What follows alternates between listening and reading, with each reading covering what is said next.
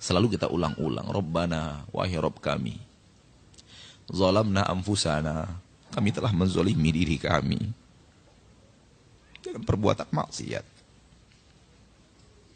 Kami pernah mengisi waktu umur kami dengan perbuatan maksiat yang Kau larang ya Rabb.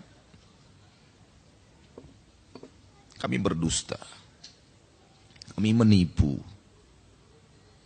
kami membuka aurat, kami pernah terjerumus ke dalam tangkal dan jimat. Kami pernah mengkeramatkan sesuatu selain Engkau, menyembahkan, mempersembahkan sesajian kepada selain Engkau ya Rabb.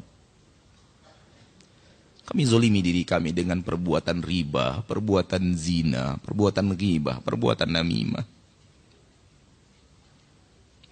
Wa ilam taghfir lana, kalau Engkau tidak ampuni kami ya Rabb, lanakunanna minal khasirin, kami akan menjadi orang-orang yang merugi. Ucapan ini harus kita ucapkan selalu. Ucapan ayah kita Adam. Dengan ucapan itu Allah ampuni dia. Dan akan ia kembalikan Nabi kita, Nabi Adam itu ke kampung halamannya yang sebenarnya itu surga.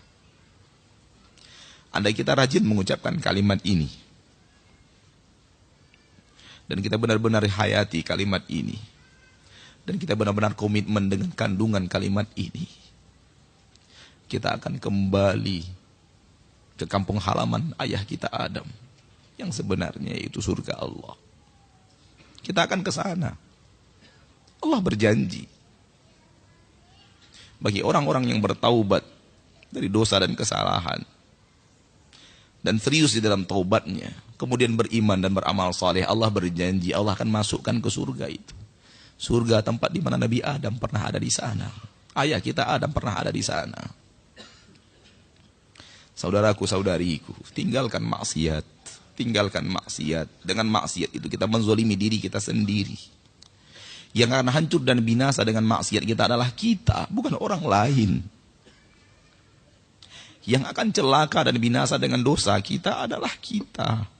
Kita yang akan binasa, kita yang akan sengsara, kita yang tidak akan bahagia, dan kita yang akan menderita dengan dosa dan maksiat itu, bukan orang lain. Maka orang yang berbuat maksiat, dia menzolimi dirinya, apapun jenis maksiat itu.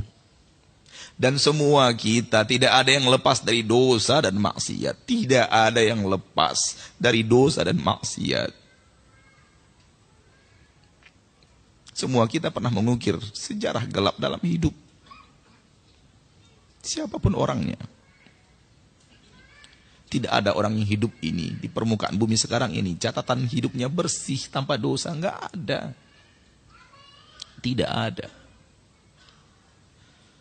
Pilihan di depan kita ada dua. Meniru Nabi Adam atau meniru syaitan. Maka ucapkan kalimat itu selalu. Rabbana zalamna anfusana wa illam taghfir lana wa tarhamna lanakunanna minal khasirin. Wahai Rabb kami, kami telah menzalimi diri-diri kami dengan perbuatan maksiat. Engkau tahu, walau istri kami tidak tahu. Engkau tahu walau suami kami tidak tahu. Engkau tahu walau tetangga dan anak kami tidak tahu. Engkau tahu walaupun orang-orang yang dekat dengan kami tidak pernah tahu. Wa ilam taghfir lana, kalau engkau tidak ampuni kami, kami minta ampun kepadamu sekarang. Kalau engkau tidak ampuni kami, dan engkau tidak rahmati kami, lanakunanna minal khasirin, kami pasti menjadi orang-orang yang merugi untuk selama-lamanya. Itu perkataan ayah kita Adam, yang diterima oleh Allah, diampuni dosanya. Kemudian tetap saja akibat dari perbuatan dosa itu adalah penderitaan. Nabi Adam kemudian diturunkan ke negeri yang penuh dengan penderitaan.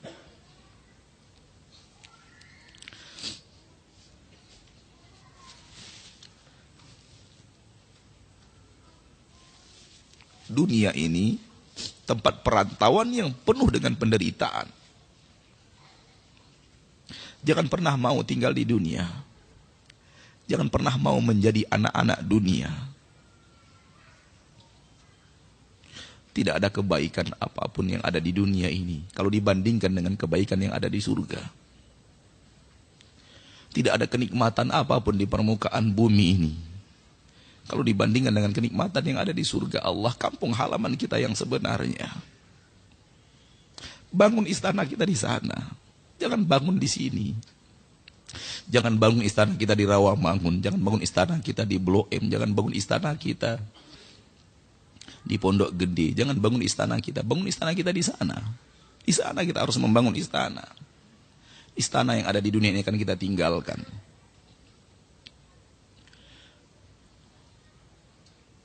Negeri ini negeri yang penuh dengan penderitaan.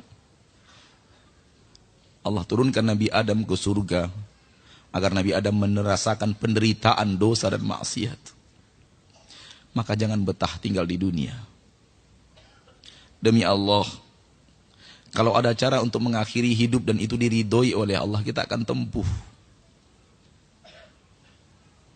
Karena sudah lelahnya kita hidup di dunia ini.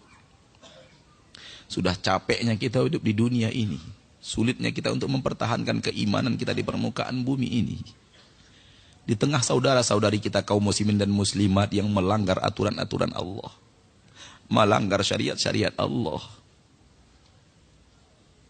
Kita nasihati mereka, mereka balik benci kepada kita. Kita ajak mereka ke surga. Mereka katakan kita mengajak mereka ke neraka. Kita mengajak mereka untuk patuh dan taat kepada Rasul tercinta. Mereka katakan bahwa kita benci kepada kiai dan para ulama. Capek kita sudah tinggal di dunia ini. Tapi tidak ada cara untuk mengakhiri hidup yang diridhoi Allah.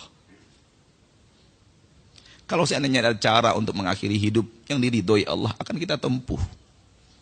Karena kita sudah lelah hidup di negeri persinggahan ini. Kita sudah lelah hidup di negeri perantauan ini. Kita mau pulang.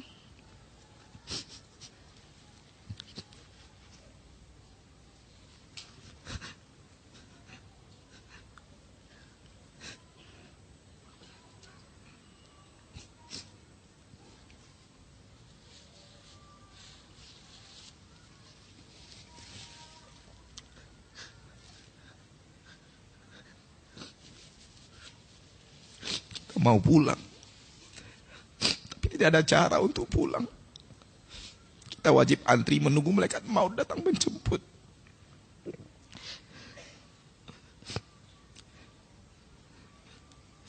Hati kita sudah tidak lagi untuk di dunia ini. Hati kita tidak mau lagi tinggal di dunia ini sebenarnya. Tapi tidak ada cara untuk meninggalkan negeri perantauan. Kita harus ikhlas menghadapi takdir Allah kapan kita akan menerima antrian itu.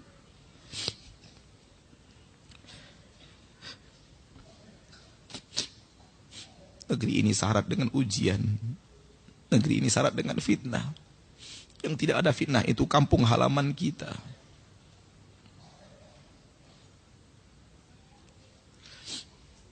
Maka rajin-rajinlah sholat. Dan dalam sholat itu ingat kampung halaman kita yang sebenarnya. Rajin-rajinlah sedekah. Dalam sedekah itu ingat kampung halaman kita yang sesungguhnya. Rajin-rajinlah memperhatikan anak-anak yatim, orang-orang miskin. Dan dalam memperhatikan mereka itu, ingat kampung halaman kita. Karena itu yang akan mampu mengembalikan kita kepada kampung halaman kita yang sesungguhnya. Ingatlah kajian-kajian tauhid, jauhi syirik. Supaya kita bisa kembali ke kampung halaman kita yang sesungguhnya di surga Allah Subhanahu wa ta'ala. Sambil berdoa kepada Allah, ya Allah, tetapkan hati kami di atas agamamu, agar kami wafat, kami berada di atas agamamu yang lurus.